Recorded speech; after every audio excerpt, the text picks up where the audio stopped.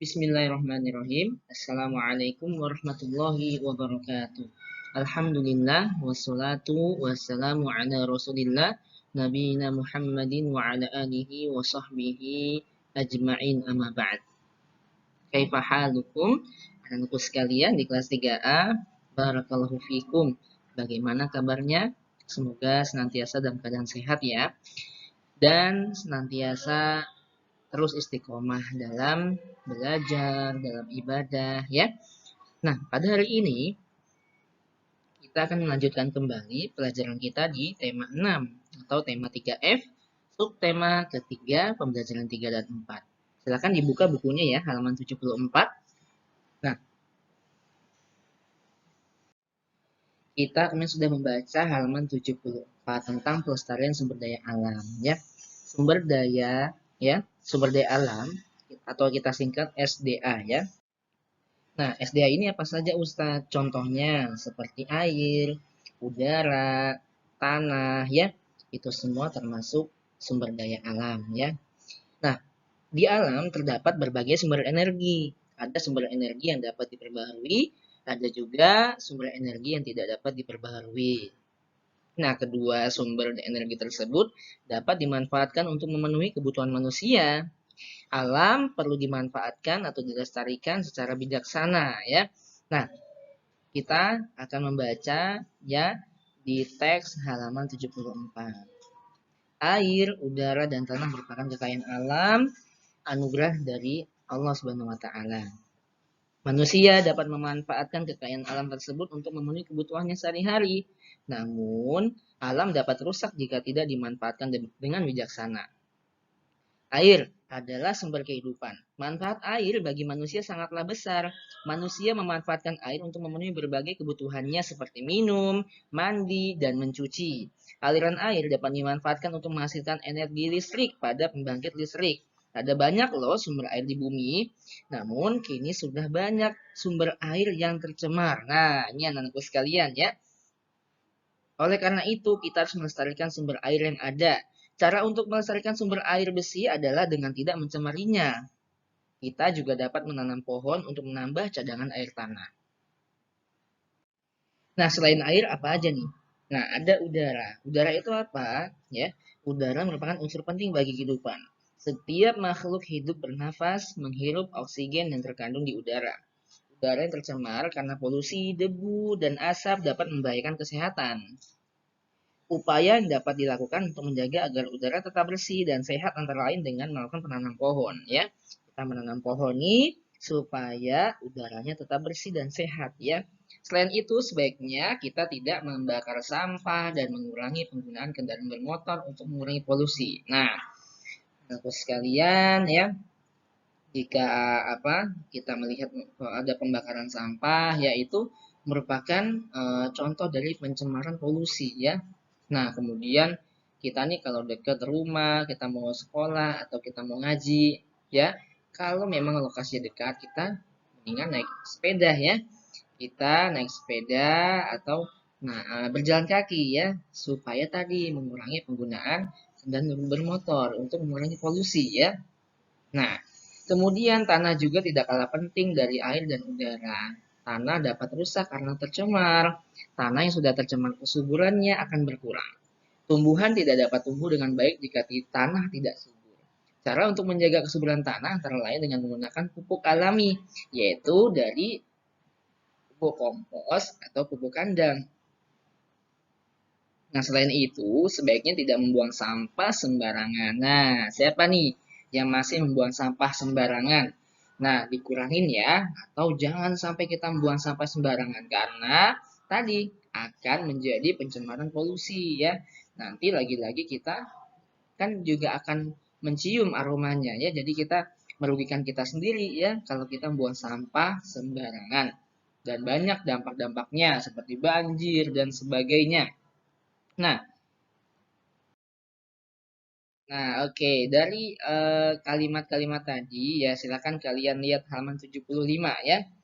Temukan kata di dalam teks yang menunjukkan sumber energi. Nah, kata tersebut kalian bisa dikotakan ya. Nah, Ustadz sudah menemukan nih. Contohnya minyak. Nah, Nah, itu kalian ditulis ya, di bawahnya tuh ada kotak, ada kata dan kalimat, kalian tulis katanya apa. Setelah itu kalian buat kalimat dengan kata tersebut. Nah, nanti kita bahas bareng-bareng ya. Oke, kita buka halaman 76. Nah, keindahan alam merupakan anugerah dari Allah Subhanahu wa taala. Selain menjadi sumber energi, alam juga menampilkan keindahan loh. Nah, keindahan alam seringkali menjadi inspirasi dalam membuat karya. Nah, contohnya nih, kita lihat ya. Nah, ada gambar ini ya. Nah, kita unsur-unsurnya apa saja? Yaitu ada titik ya, ada garis, ada bidang, ada warna. Ya, bagus ya, Masya Allah. Nah, kalau kita melihat hal-hal yang menakjubkan, yang baik, yang bagus, kita ucapkan apa? Masya Allah. Nah, kalau kita lihat nih, ada musibah yang buruk ya, seperti apa? Bencana alam dan sebagainya, kita ucapkan subhanallah. Oke, lanjut lagi halaman 76 yang bawah nih. Kita akan melihat. Nah, kita akan belajar tentang kadaluarsa. Apa itu kadaluarsa? Ya, kalau kita lihat makanan dan minuman nih ada tanggal expirednya, ada tanggal kadaluarsanya. Itu apa sih Ustadz? Nah, jadi makanan masih dapat dikonsumsi sebelum tanggal kadaluarsanya. Nah, misalkan jika sekarang tanggal 12 November 2018, berapa lama lagi nih sisa waktu ikan kalengan masih dapat dimakan? Ini kayak sarden ya. Nah, jadi sardennya ini punya tanggal kadaluarsa. Nah, ini nih. eh, bul Tanggal 2 bulan Januari 2019. Nah, oke. Kemudian 1 tahun ya. Nah, sekarang tanggal 2012 November 2018. Berapa lama lagi nih sisa waktu ikan kaleng masih dapat dimakan? Nah, berarti 28 ya. 28 maksudnya 12 November 2018. Nah, kalau di buku 28 ya. Nah, seperti itu. Jadi, nah kita coba nih.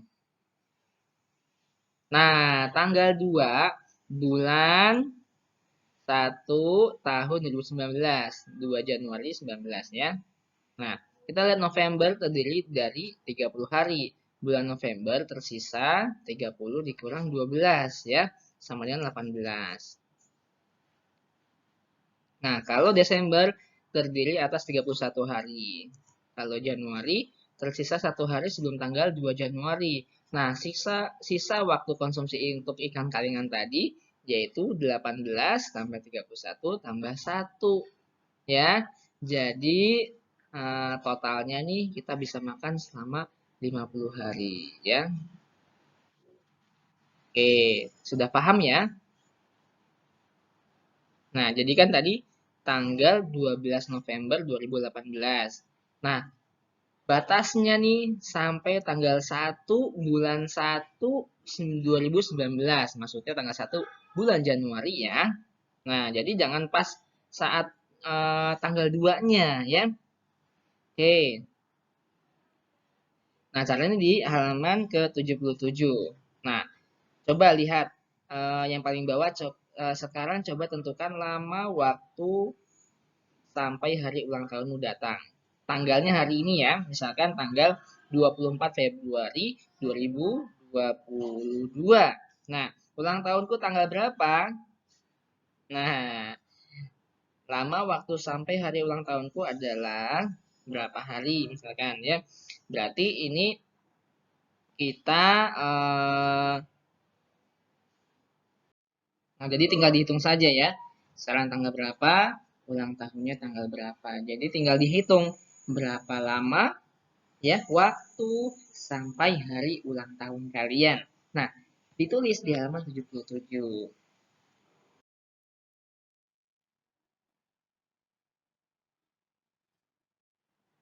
Nah, kita lanjut di halaman 79.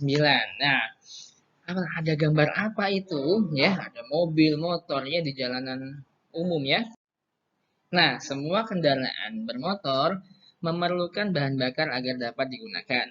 bahan bakar yang digunakan berasal dari minyak bumi. Minyak bumi termasuk sumber energi yang tidak dapat diperbaharui. Setiap hari, ya pasti ada jutaan kendaraan bermotor ya yang digunakan. Nah, dapatkah kalian bayangkan berapa liter bahan bakar yang dibutuhkan setiap hari? Berapa liter bahan bakar yang dibutuhkan dalam setahun? Bagaimana jika minyak buminya habis? Nah, apa yang dapat kamu lakukan untuk menghemat bahan bakar? Nah, ini dia jawabannya, yaitu kita membaca teks ya tentang sepeda listrik. Nah, coba kita baca dengan seksama. Pernah nggak kalian melihat sepeda listrik? Sepeda listrik dilengkapi dengan tenaga listrik sehingga dapat digunakan tanpa dikayu. Tenaga listrik tersebut berasal dari energi yang disimpan dalam baterai atau tempat penyimpanan energi lainnya. Baterai pada sepeda listrik dapat diisi kembali dengan cara dihubungkan dengan sumber listrik. Dalam satu kali pengisian, sepeda listrik dapat menempuh jarak sekitar 40 kilo sampai 50 kilo. Nah, jika daya listrik tiba-tiba habis, sepeda listrik dapat dikayu ya.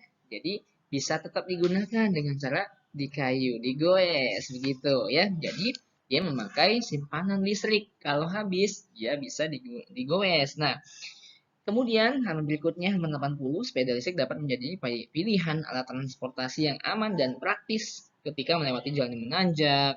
Pengguna sepeda listrik tidak akan merasa lelah. Selain itu, sepeda listrik akan lebih ramah lingkungan karena tidak menggunakan bahan bakar minyak sehingga tidak menghasilkan asap penyebab polusi. Penggunaan sepeda listrik dapat menjadi salah satu solusi untuk menghemat penggunaan bahan bakar. Ya, ada informasi apa nih yang kalian peroleh dari teks yang sudah kita baca bareng-bareng ini ya? Nih, menarik juga ya tentang sepeda listrik.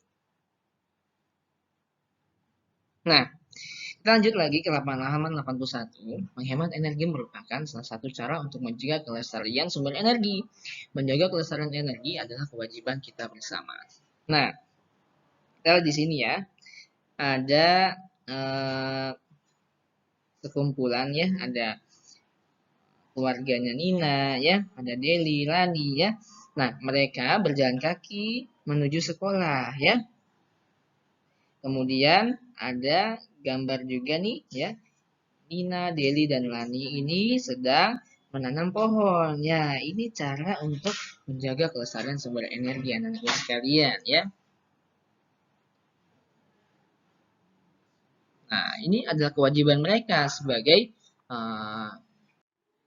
warga ya yang tinggal di suatu tempat, maka dia harus menjaga kelestarian alam. Nah, supaya alam tersebut tetap dapat kita manfaatkan dengan baik ya.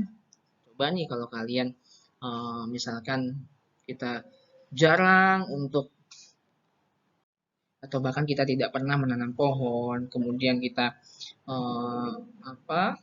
sering membuang sampah sembarangan, nah itu adalah contoh dari kegiatan yang merusak kelestarian sumber energi. Nah, maka dari itu Ustadz mengajak kalian untuk menjaga ya kelestarian sumber energi supaya kita dapat ya hidup dengan aman, dengan nyaman ya. Karena ini kewajiban kita bersama, nggak cuma Ustadz doang, nggak cuma kalian doang ya, semuanya. Baik, alhamdulillah pada hari ini kita sudah sama-sama ya mendengarkan pelajaran tematik ya. Nah, insya Allah kita bahas besok. Moga-moga nggak ada halangan kita untuk Zoom meeting ya. Kita akan membahas pembacaan 5 dan 6. Baik, barakallahu fikum. Semoga yang sedikit ini bermanfaat. Kita tutup dengan doa kafaratul majelis. Subhanakallahumma bihamdika asyhadu an la ilaha illa anta astaghfiruka wa atubu ilaik. Assalamualaikum warahmatullahi wabarakatuh.